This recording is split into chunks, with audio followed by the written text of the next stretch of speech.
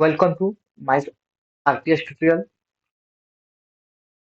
आज का टॉपिक है धातु एवं अधातु।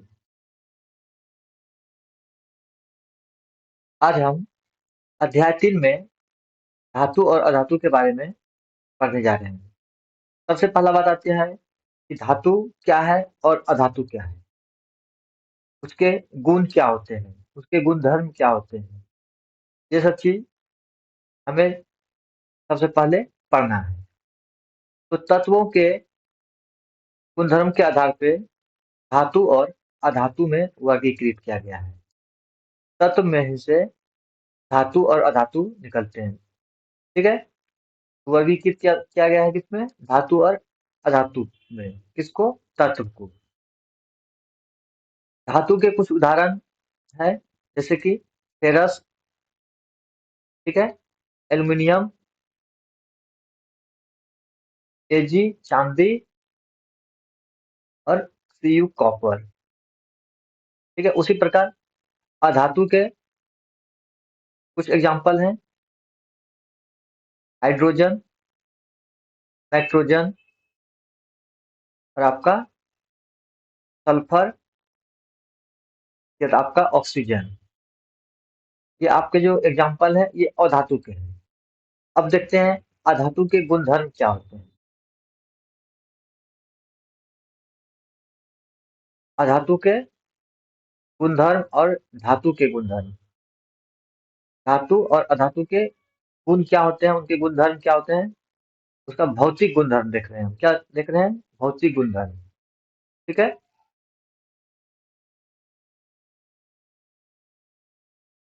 भौतिक गुणधर्म।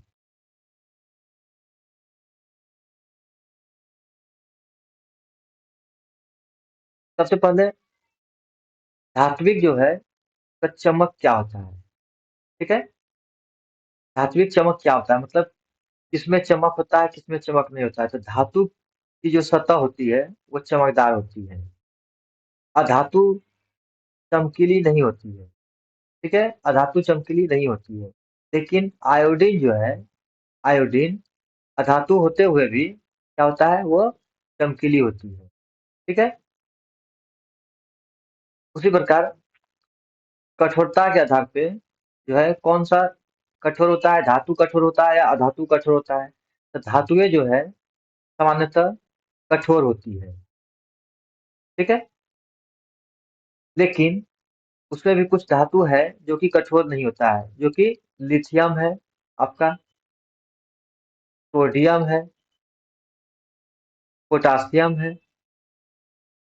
ये सब जो होती है ये मुलायम होती है। क्या होती है? मुलायम होती है, सॉफ्ट होती है, कठोर नहीं होती है। इन्हें क्या करते हैं, चाकू से भी काट सकते हैं।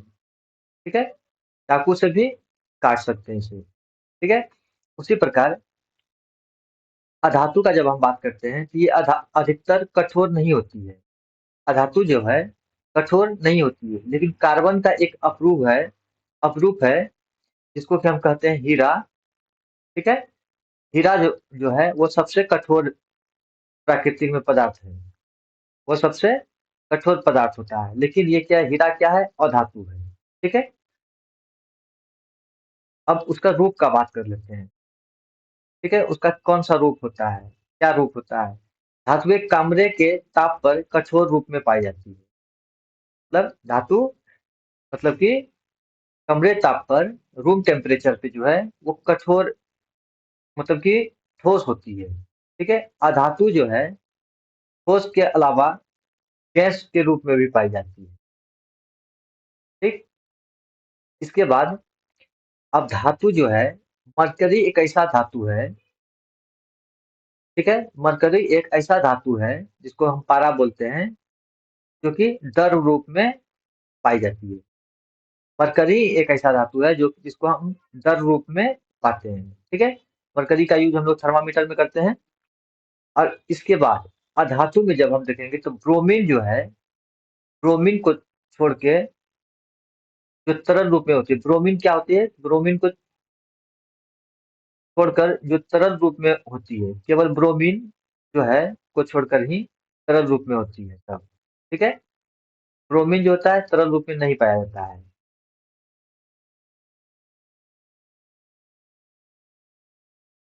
सॉरी, ब्रोमीन जो है वो तरल रूप में होती है। अधातुएं क्या होती है? ठोस होती है और गैसीय रूप में होती है। गैस और ठोस के रूप में होती है। लेकिन ब्रोमीन जो है ये तरल रूप में पाई जाती है। किस रूप में पाई जाती है? तरल रूप में। ठीक है। आघात वर्धनीय। ठीक है। कुछ धातुओं को पीटकर पतली की जा सकती है, जैसे कि तांबा का बर्तन बनाते हैं हम, पीतल का बनाते हैं। तो उसको हम ठोक ठोक के, जैसे कि लोहा को ठोक ठोक के हम क्या कर सकते हैं, उससे बहुत सारा औजार बना देते हैं। मतलब वो आघात वर्धनीय होते हैं। उसको पीटने के बाद जो है वो फैलता है। ठीक है। चादर के रूप में परिवर्तन किया जा सकता है। लेकिन अधातु को जो है जब हम पीटेंगे तो वो टूट जाएगा, आधार वर्धनीय नहीं होती है। ठीक है।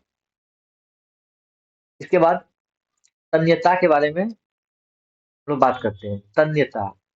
तन्यता का मतलब हो गया कि उसको जो है उसे तार बनाया जा सकता है। धातुओं को पत, पतली तार के रूप में खींचा जा सकता है।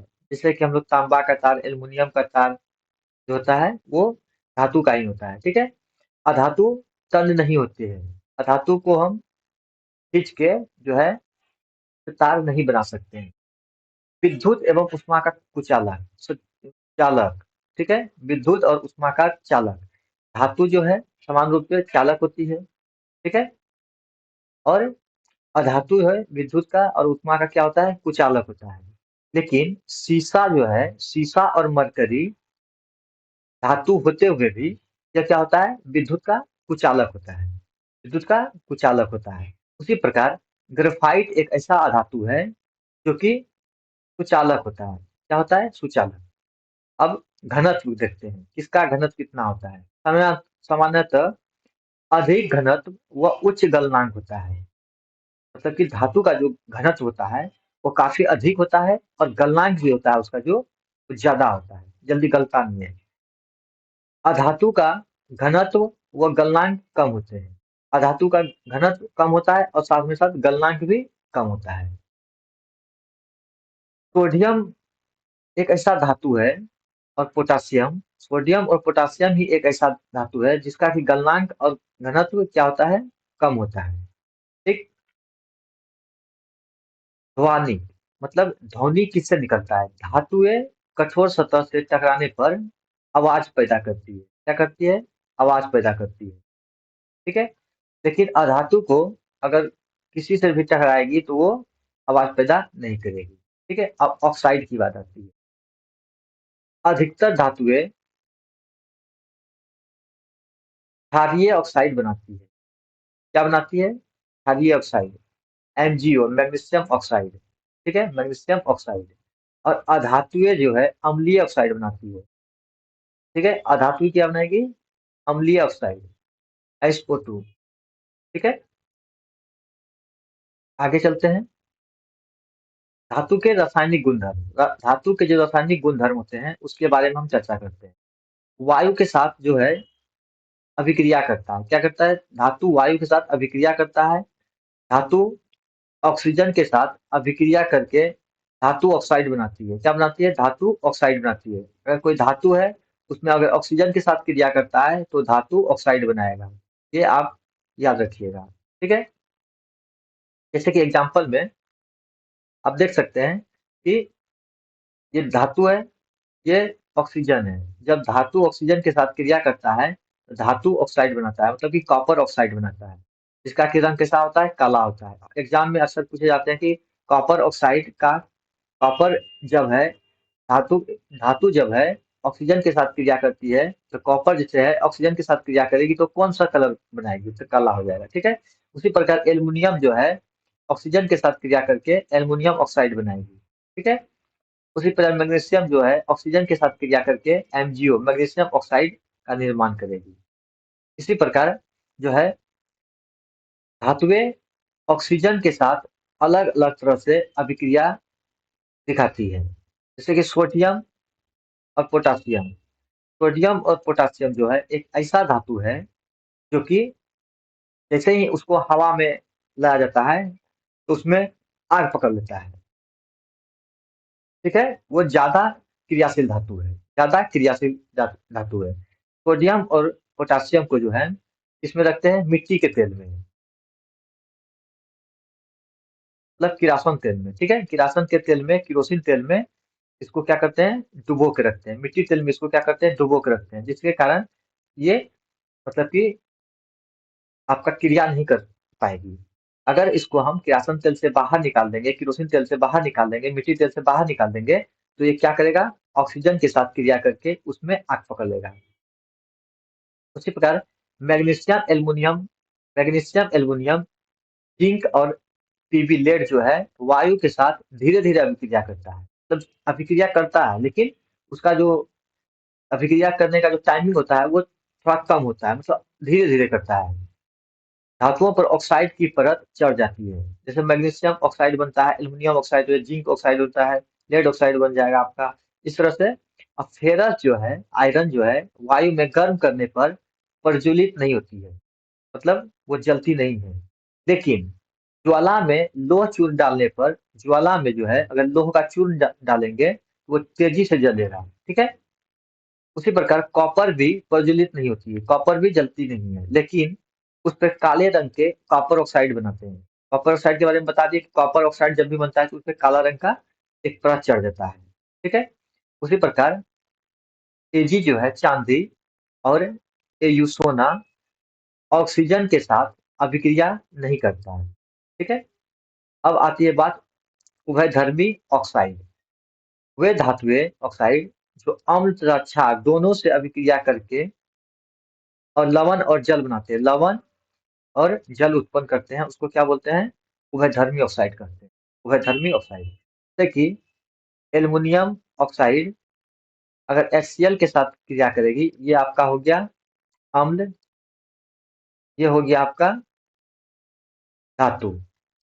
ठीक है, तो धातु जब है अम्ल के साथ क्रिया करेगी तो क्या बनाएगा, लवण बनाएगा, सॉल्ट बनाएगा, और ये क्या हो गया, जल बनाएगा। ठीक है, उसी प्रकार जब धातु, ये हो गया आपका क्षार, क्षार के साथ अभिक्रिया करेगा तो क्या बनाएगा, ये लवण बनेगा और ये H2O बनेगा, मतलब जल बनेगा। तो सोडियम एल्यूमिनेट बना जो कि लवण है, और H2O जो है आपका ये जल बन गया। जल के साथ अभिक्रिया करके, जल के साथ अभिक्रिया करने के बाद धातु क्या बनाती है, जब धातु को जल के साथ अभिक्रिया कराते हैं, ठीक है, जल के साथ, तो क्या धातु ऑक्साइड बनाती है, जैसे कि Mg+O2, Mg+O, MgO। ठीक है, उसी तरह जिंक+O2, जिंक, जिंक ऑक्साइड बनेगा। तो धातु ऑक्साइड और प्लस जल, अब जब धातु ऑक्साइड को जल के साथ अभिक्रिया कराते हैं तो धातु हाइड्रो ऑक्साइड बनाएगी। ठीक है, अब आता है धातु किसके साथ कैसे अभिक्रिया करती है। ठीक है, धातु जो है, कौन कौन धातु किसके साथ अभिक्रिया करती है, क्रियाशील किसके साथ होती है, ठीक है, सोडियम, पोटासियम और कैल्शियम ठंडे जल के साथ क्रियाशील है। ठीक है, ठंडे जल के साथ क्रियाशील है। अब मैग्नीशियम जो है आपका गर्म जल के साथ क्रियाशील है। देखिए एग्जाम में क्वेश्चन आपका आ जाए कि गर्म जल के साथ जो अभिक्रियाशील धातु है वो कौन सा है, आपका ऑप्शन दे देगा सोडियम, पोटेशियम, कैल्शियम, मैग्नीशियम, तो आपका आंसर क्या हो जाएगा, मैग्नीशियम। उसी प्रकार केवल भाप के साथ जो अभिक्रियाशील है उसको क्या बोलते हैं, एल्युमिनियम, फेरस और जिंक। एल्युमिनियम, फेरस और जिंक जो है वो आपका भाप के साथ अभिक्रियाशील है। उसी प्रकार जल के साथ कोई अभिक्रिया नहीं करता है, वो कौन कौन है, पीबी, कॉपर, एयू और आपका एजी, मतलब सोना चांदी। ठीक है, ये भी आपका जल के साथ अभिक्रियाशील नहीं होता है, इसलिए इसका जो उपयोग करते हैं आभूषण बनाने के लिए ज्यादातर होता है, क्योंकि आभूषण अगर जैसे कि हम डेली नहाते भी हैं तो उसपे किसी प्रकार का अभिक्रिया नहीं होता है और खराब जल्दी नहीं होता है। जैसे रंग रहता है सोना और चांदी का, उसी प्रकार रंग रहता है। कैल्शियम और मैग्नीशियम जल के साथ अभिक्रिया करने पर तैरने लगते हैं, क्योंकि हाइड्रोजन जो है गैस के बुलबुले धातु के साथ चिपक जाते हैं। कैल्शियम और मैग्नीशियम का बात कर रहे हैं। ठीक है, जैसे कि यहाँ पे सोडियम प्लस जल, सोडियम हाइड्रोक्साइड और प्लस H2 और प्लस में उष्मा उत्पन्न हुआ।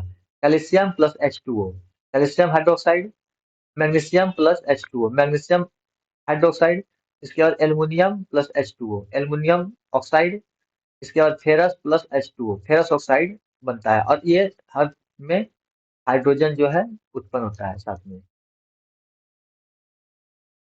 धातु की तनु अम्ल के साथ अभिक्रिया। तनु अम्ल मतलब तनु एक होता है तनु, एक होता है सांद्र। सांद्र जो होता है आपका कॉन्क उसको बोलते हैं, जिसमें कि अम्ल की मात्रा अधिक रहती है। तनु में जो होता है उसमें पानी की मात्रा अधिक होती है, अम्ल की मात्रा कम होती है। तो बोलता है कि तनु अम्ल के साथ जब क्रिया करता है धातु, तो क्या बनाएगा? लवण बनाएगा। क्या बनाएगा? लवण बनाएगा। और साथ में साथ ऑक्साइड, हाइड्रोजन गैस उत्पन्न करेगा। क्या बनाएगा?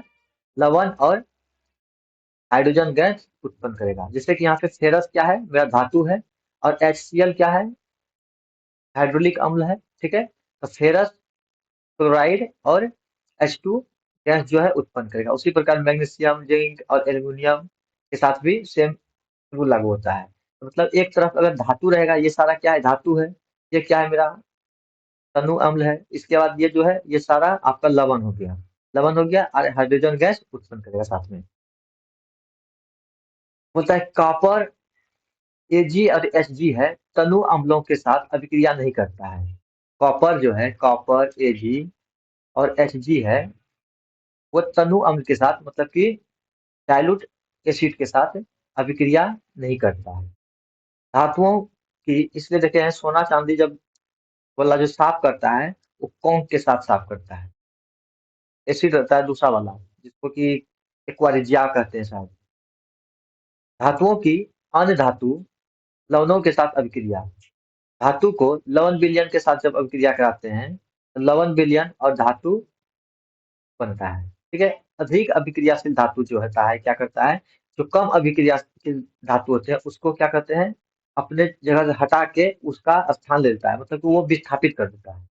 ठीक है, जैसे कि सक्रियता के श्रेणी में हम पहले भी बता चुके थे, केदारनाथ भाई का माली आलू जरा फीके निके से पकाता है, क्यों है ऐसा आलू पकाता? ये पिछले वीडियो में हम बता चुके हैं कि कौन सा धातु जो है अधिक क्रियाशील है। अभिक्रियाशील कौन सा धातु सबसे ज्यादा सक्रिय होता है? ठीक है, तो पोटेशियम और सोडियम जो होता है वो ज्यादा एक्टिव होता है। ठीक है, अभिक्रियाशील ज्यादा ज्यादा होता है। उसी प्रकार Au जो होता है सबसे कम अभिक्रियाशील धातु है। ठीक है, तो ये पिछले क्लास में हम बता चुके हैं, उसमें आप जाके देख सकते हैं। धातुओं की अधातुओं के साथ अभिक्रिया। धातु और अधातु का जब अभिक्रिया कराते हैं तो क्या होता है? होता है कि तत्वों की अभिक्रियाशील संयोजकता कोष को पूर्ण करने की प्रवृत्ति के रूप में समझी जा सकती है। अब होता है कि धातु के परमाणु अपने संयोजन कोष में इलेक्ट्रॉन त्याग त्याग करते हैं। जब धातु रहेगा, जैसे कि सोडियम है, तो इसका जो क्या करेगा? वो इलेक्ट्रॉन को त्याग करेगा। ठीक है, इलेक्ट्रॉन को बाहर कर देगा। और उसी प्रकार बोलता है कि अगर अधातु रहेगा, अधातु के परमाणु जो होगा संयुजकों के इलेक्ट्रॉन को ग्रहण करते हैं। इसका मतलब हो गया कि जैसे क्लोरीन है तो वो इलेक्ट्रॉन को क्या करेगा? वो ग्रहण करेगा। ठीक है, तो देखते हैं उदाहरण के तौर पे जैसे NaCl का निर्माण कैसे होता है। NaCl का निर्माण में क्या होता है ना कि आपका सोडियम, जैसे सोडियम का होता है 11, तो 8 और 2 10 और एक 11। ये एक आपका एक इलेक्ट्रॉन है इधर। तो इसके बाद देखिए क्या होता है कि सोडियम के पास जो होता है धातु है, तो वो क्या करेगा?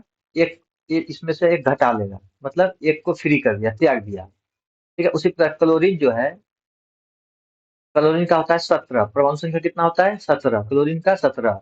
तो क्लोरीन क्या है? अधातु है, तो वो क्या करेगा? वो गेन करेगा। तो ये क्या करेगा? एक गेन कर लिया, एक गेन करेगा तो Cl माइनस हो जाएगा, तो 18 हो जाएगा। ठीक है, इसका क्या हो गया? 18। और जैसे कि हम देख रहे हैं कि सोडियम प्लस क्लोरीन, तो इसका कितना हो गया? 2 4 6 2 8, मतलब लास्ट कक्षा में जो है इसके पास कितना है? 8। और इसके पास कितना था? एक था, तो इसको खत्म हो गया, कितना बचा? 0। ठीक है, तो ये क्या क्या एक इसको दे दिया है। ठीक है, तो इसको एक डोनेट कर दिया है। तो सोडियम Na प्लस सोडियम, इसलिए इस पे प्लस दिए, मतलब इसका परमाणु संख्या कितना हो गया? 10। इसको क्लोरीन में जब एक यहाँ डोनेट कर दिया है तो इसका परमाणु संख्या कितना हो गया? 8 8 16 18। और 2 18, आपका परमाणु संख्या कितना हो गया 18। बोलता है कि विपरीत आवेश आयन एक दूसरे को आकर्षित करते हैं, ठीक है, और तथा मजबूत बॉन्ड बनाते हैं, ठीक है, कितना मजबूत बॉन्ड बनता है, ठीक है। अब बोलता है आयनिक यौगिक के गुणधर्म, भौतिक प्रवृत्ति, ये ठोस व कठोर होते हैं, ठीक है, ये समांतर भंगुर होते हैं। गलनांक एवं क्वथनांक उसका क्या होता है उसके बारे में। आयनिक यौगिकों का गलनांक व क्वथनांक बहुत अधिक होता है। जिसमें आयनिक यौगिक होते हैं उसका गलनांक और क्वथनांक बहुत ही अधिक होता है। घुलनशील, आयनिक यौगिक प्रायः जल में घुलनशील व किरोसिन पेट्रोल जैसे विलयन में अविलेय होते हैं, ठीक है। जल में क्या होगा घुलनशील होगा और किरोसिन पेट्रोल में घुलनशील नहीं होगा। विद्युत चालकता क्या होता है, आयनिक यौगिक जलीय विलयन में और गलित रूप में विद्युत का चालन करता है, ठीक है, ये ठोस रूप में विद्युत का चालन नहीं करता। अब आता है बात धातु की प्राप्ति कैसे होता है, ठीक है। धातु की प्राप्ति, जैसे धातु एक क्या है, खनिज के माध्यम से पृथ्वी में प्राकृतिक रूप से उपस्थित तत्वों एवं यौगिकों को खनिज कहते हैं। खनिज क्या है, पृथ्वी के भूगर्भ में, मतलब भू के गर्भ में जो भी तत्व और यौगिक उपस्थित है उसको हम क्या बोलते हैं, खनिज बोलते हैं। अब अयस्क का बात करते हैं, वे खनिज जिनमें धातु अधिक मात्रा में पाई जाती है उसे निकालना लाभकारी होता है, उसे अयस्क कहते हैं। मतलब कि वे खनिज जिसमें धातु अधिक मात्रा में पाई जाती है, मतलब धातु की प्रतिशत ज्यादा होती है, उसको क्या बोलेंगे, अयस्क बोलते हैं। जैसे कि सबसे अधिक अभिक्रियाशील धातु potassium, sodium, calcium, magnesium, aluminium, ये जो है सबसे अधिक अभिक्रियाशील धातु है जो कि स्वतंत्र रूप से नहीं मिलती है, ठीक। अब मध्य में जो आती है zinc, ferrous, PB, copper, HG, ये जो है सल्फाइड ऑक्साइड कार्बोनेट एस के रूप में कार्बन द्वारा अपचयन है, ठीक है, कार्बन के द्वारा अपचयन होता है। सबसे कम अभिक्रियाशील जो होता है सोना चांदी स्वतंत्र रूप में पाई जाती है, ठीक है। अब आता है बात धातुओं का निष्कर्षण कैसे करता है, चरण बाय चरण इसको देखेंगे। अयस्क, जैसे कि हम लोग अयस्क निकाले, अयस्क का क्या करेंगे, सांद्रण करेंगे, ठीक है। अब सांद्रण करेंगे तो उसमें पहले छांटेंगे कि जो उच्च अभिक्रियाशील है उसको अलग करेंगे, ठीक है, जो मध्य में आता है उसको अलग करेंगे, जो निम्न में आता है उसको अलग करेंगे, ठीक है। जो उच्च अभिक्रियाशील धातु है उसको क्या करें, विद्युत अपघटन के द्वारा उसको निकालेंगे, ठीक है। और जो उससे थोड़ा मध्य में आता है उसको सल्फाइड अयस्क और कार्बोनेट अयस्क के द्वारा अलग करेंगे। जैसे कि HGS सिंदूर का फॉर्मूला होता है जिसको सिनेबार बोलते हैं, जिंक सल्फेट, आपका जिंक कार्बोनेट हो गया आपका यहाँ, और सल्फाइड अयस्क हो गया। मतलब जो निम्न अभिक्रियाशील धातु होते हैं उसको सल्फाइड अयस्क द्वारा अलग किया जाता है। अब यहाँ पे देखिए सिनेबार जो होता है वायु की उपस्थिति में उसको क्या करते हैं, भर्जन होता है, भर्जन, ठीक है।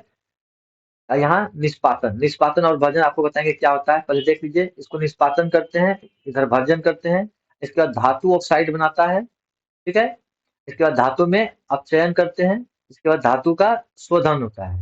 इसी प्रकार यहाँ पे भी भर्जन होता है जो कम विक्रियाशील, फिर धातु बनता है, फिर उसका परिष्करण करते हैं। तो ये उसका है चरण। अब देखिए कि भर्जन और आपका निस्तारण क्या होता है। तो गैंग जो होता है, गैंग पृथ्वी के खनिज अयस्कों में रेत, मिट्टी आदि जैसे कई अशुद्धि पाई जाती है, जिन्हें गैंग कहते हैं। मतलब कि जैसे कि कोई भी खनिज में जैसे निकालेंगे धरती के अंदर से, उसके साथ बहुत सारा तत्व मिला रहेगा, कुछ उसमें अशुद्धि भी मिला रहेगा, तो उसी को हम क्या कहते हैं, गैंग कहते हैं। मतलब कि खनिज के अयस्कों में अयस्क के अलावा जो रेत, मिट्टी, धूल कण ये सब रहेगा आपका, वो कहलाएगा गैंग। अब भर्जन, भर्जन सल्फाइड अयस्क को वायु की उपस्थिति में अधिक ताप पर गर्म करने से, जैसे यहाँ पे था भर्जन, तो यहाँ पे क्या करेंगे, वायु के उपस्थिति में अधिक ताप पे गर्म करने पर यह ऑक्साइड में बदल जाता है। किसमें बदल जाता है, ऑक्साइड में। देखिए यहाँ पे धातु क्या बन जाता है, धातु ऑक्साइड। जब गर्म करते हैं तो धातु ऑक्साइड में बदल जाता है, ठीक है। धातु ऑक्साइड में बदल जाता है, इस प्रक्रिया को क्या कहते हैं, भर्जन कहते हैं। तो भर्जन प्रक्रिया लगाते हैं तो इसके बाद क्या करते हैं, वो धातु ऑक्साइड में बदल जाता है। ठीक है, तो यहाँ पे एग्जाम्पल दिया गया है। अब निष्पादन का आता है। निष्पादन, कार्बोनेट एस, वो क्या था, सल्फाइड एस, यहाँ पे क्या है, कार्बोनेट एस। कार्बोनेट एस को सीमित वायु में अधिक ताप पर गर्म करने पर ये ऑक्साइड में बदल जाता है। दोनों क्या चीज में बदलता है, ऑक्साइड में ही बदलता है। यहाँ पे दोनों आके कहाँ पे बदला है, निष्पादन में भी आपका ऑक्साइड में बदलता है, और भर्जन में भी। इसमें कहता है अधिक वायु की उपस्थिति में, इसमें क्या कहता है, सीमित वायु। इसमें वायु रहेगा लेकिन इसमें क्या रहेगा, सीमित वायु रहेगा। अधिक ताप पर इसको गर्म करके क्या करते हैं, इसको जो गर्म करते हैं वो किस में बदल देता है, ऑक्साइड में बदल देता है। जैसे कि जिंक कार्बोनेट और को जैसे है जेडेनो, जिंक ऑक्साइड और कार्बन डाइऑक्साइड में बदल देता है। ठीक है, अब अपचयन का बात होता है। अपचयन, धातु ऑक्साइड में कार्बन जैसे अपचायक का उपयोग कर धातु प्राप्त किया जा सकता है। मतलब अपचायक का प्रयोग कर क्या कर सकते हैं, धातु प्राप्त। जैसे जिंक ऑक्साइड है, इसमें कार्बन लगा के क्या करेंगे, जिंक और सीओ को अलग कर लेंगे। अब बताता आता है धातु का परिष्करण। धातु में अपद्रव्य को हटाने के लिए सबसे अधिक उपयोगी विधि विद्युत अपघटनी है। अपद्रव्य को हटाने के लिए किसका उपयोग करते हैं, विद्युत अपघटनी। ठीक है, जैसे कि अब यहाँ पे देख सकते हैं विद्युत अपघटनी का उपयोग कैसे करते हैं। सबसे पहला बात है कि जो प्लस वाला जो है इसको क्या बोलते हैं, एनोड बोलते हैं। जो माइनस वाला है इसको क्या बोलते हैं, कैथोड। जिसे कैटायन, ऐसे एनायन। ठीक है, आपका अब देखिए यहाँ पे क्या है कि कैथोड जो होता है, मान लीजिए इसमें H2SO4 का विलयन है, विलयन कुंची का H2SO4 का अम्लीय विलयन है। ठीक है, तनु तनु सल्फ्यूरिक एसिड हम सूक्ष्म सूक्ष्म मात्रा में इसमें डालते हैं। ठीक है, और इसके बाद विद्युत अपघटन से जब विद्युत धारा प्रवाहित किया जाता है, इससे जब हम लोग विद्युत धारा प्रवाहित करते हैं, इसमें प्लस है इसमें माइनस है, विद्युत धारा प्रवाहित करते हैं, तो एनोड के स्थान पे जो है अशुद्ध धातु विद्युत अपघटन में घुल जाती है। इस पे जो है इसमें, ठीक है, अशुद्ध धातु इसमें जमा हो जाती है, घुल जाती है। इसके बाद उतनी ही मात्रा में शुद्ध कॉपर विद्युत अपघटन के कैथोड पर निक्षेपित हो जाती है। अब यहाँ पे जितना मात्रा में जो है जमा हुआ, उतना मात्रा में यहाँ पे क्या होगा, प्योर। ठीक है, यहाँ पे प्योर आपका कॉपर यहाँ पे जमा हो जाएगा। यहाँ पे क्या था, यहाँ पे उसका अशुद्धि जमा हो गया। ठीक है, उतनी ही मात्रा में शुद्ध कॉपर इसमें जमा हो जाएगा कैथोड पर। इसके बाद अविलेय अशुद्धि एनोड तली पर निक्षेपित होती है, जिसे एनोड पंख कहते हैं। मतलब कि अशुद्धि जो एनोड तली पे जो जमा होती है उसको क्या बोलते हैं, एनोड पंख। ठीक है, तो इस तरह से हम उसको अलग करते हैं। अब होता है संक्षारण। सिल्वर वायु में उपस्थित सल्फर के साथ अभिक्रिया कर सिल्वर सल्फाइड बनाता है, जिसके कारण वस्तु काली हो जाती है। सिल्वर का जो कोई बर्तन रहता है, तो वो जो है आपका वायु के उपस्थिति में सल्फर के साथ अभिक्रिया करके सल्फर सल्फाइड बनाता है, जिसके कारण सिल्वर का रंग धीरे धीरे क्या होता है, काला हो जाता है। इसके बाद कॉपर का बात आता है।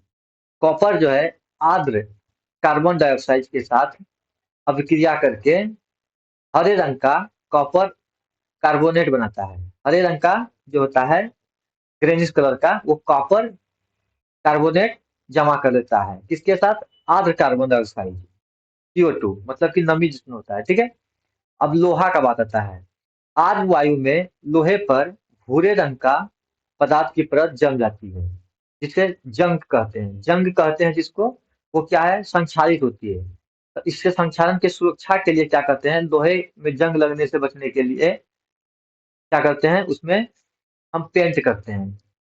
ठीक है, क्या करते हैं, पेंट करते हैं। पेंट करके तेल लगाकर, ग्रीज लगाकर, यशद लेपन करके, क्रोमियम लेपन द्वारा एनोडीकरण या मिश्र धातु बनाकर भी हम उसको संक्षारण से बचा सकते हैं।